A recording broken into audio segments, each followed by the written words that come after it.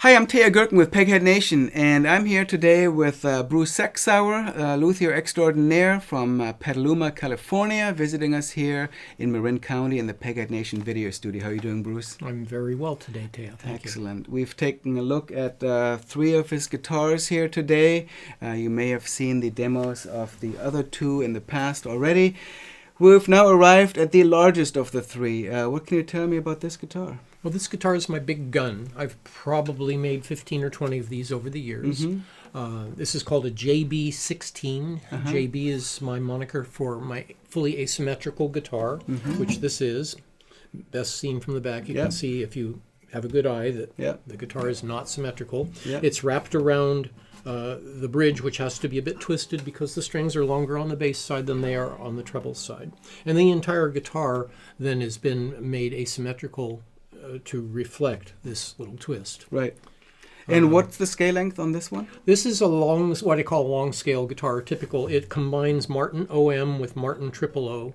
So this is 25.4 and this is 24.9, giving me the best of the 2 worlds. So not super radical, but definitely enough to be noticeable. I think I would have to be a conservative avant-garde builder.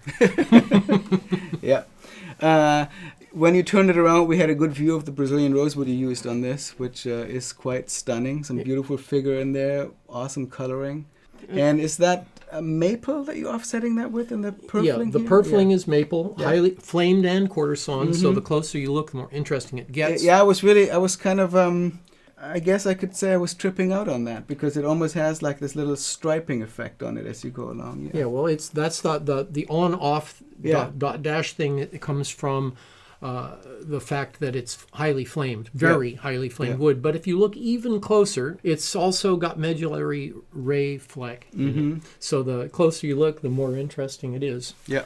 It's really quite gorgeous. I've been using that stuff for years. I really like it. And I have it around all edges on this guitar, this one, and also in the rosette.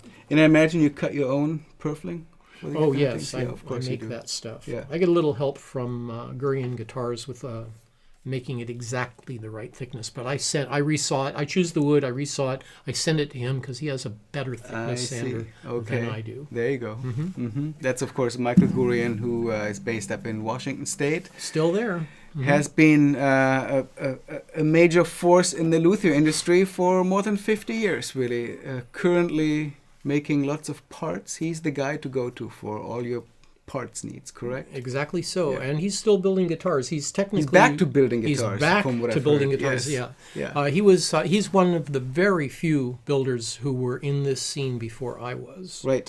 He only beat me by a couple of years, but that's a couple of years. Right. And he's, of course, a little older than I am. So right. There's that. Yeah. Well, we all know and love Michael Gurian. So and it's great to see him having a part in so many guitars built by so many people. Right? Virtually all guitars. Virtually all guitars, exactly. Okay.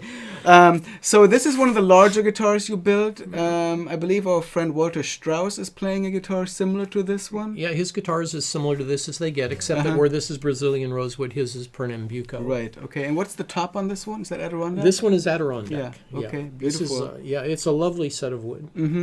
Really good. It's wide grained. Yeah. It's got it from Tom Teal, who is also an old man, currently retired. What are you going to do? What are you going to do? Yeah. Yeah. And does this have the wedge? This guitar's wedged. Can you see it there in the camera? It's thinner on the one side than it is on the other, only by 1/4 of an inch. But again, some people do it more radically than others. That's a nice subtle approach to that. Well, I look at a lot of what other people do, which is more radical, as going too far. The truth is, this amount of wedge makes the guitar amazingly more comfortable, because it's not just a little thinner on the one side. The entire thing is wedged up, so it's meets up around here somewhere, but it causes it to slip under your arm much more comfortably. And I have problems, as so many do, with throwing my shoulder forward over the guitar. Right. Especially on a larger instrument like this. And especially true on dreadnoughts. Right. I find them nearly unplayable after 20 minutes. Right. Unless I'm standing, and then it's a different thing. Yeah. And we didn't talk about it with the other guitars, but all the guitars you brought have the side port. And what's your feeling about those?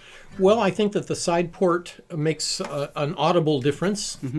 Basically, it's a disruptor. It causes a glitch in the projection of the guitar.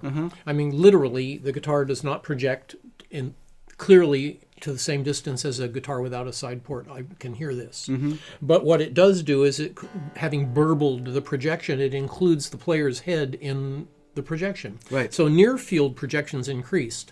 In other words, if we were playing here, Teja would hear the guitar better than if it didn't have a side port, because it just produces more sound near field.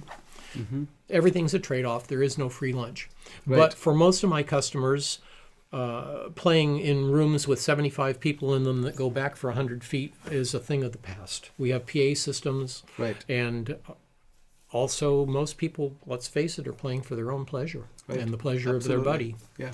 Do you change anything else about the guitar if you do include a port? Oh, absolutely. I diminish the size of the sound hole in the front by about the same surface area, which is about 1/8 of an inch. Okay. So this is a big guitar. A big guitar would ordinarily have a 4-inch diameter port.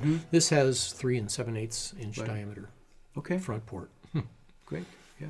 Well, it's a lovely guitar. It's a powerful guitar. I'll do a playing demo of it in a little bit, and just a really great versatile guitar, I would think, from having played it just a little bit.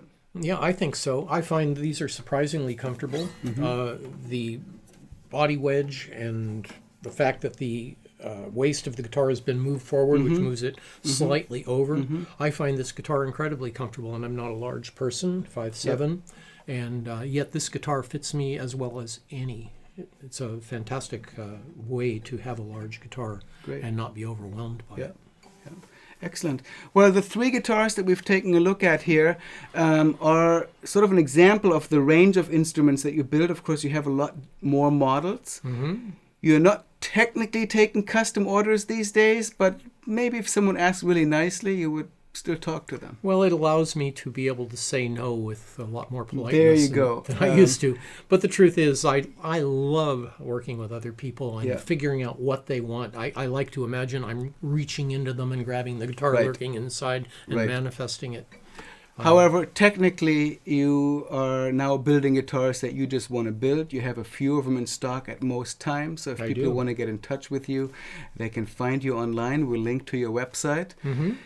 And we hope you come back with more guitars sometime in the near future. I look forward to that moment. Excellent. Well, we'll get to doing a little bit of playing on this guitar and close out like that. And thank you so much for coming by, Bruce. I'm happy to be here. Thank you for inviting me. Thank you.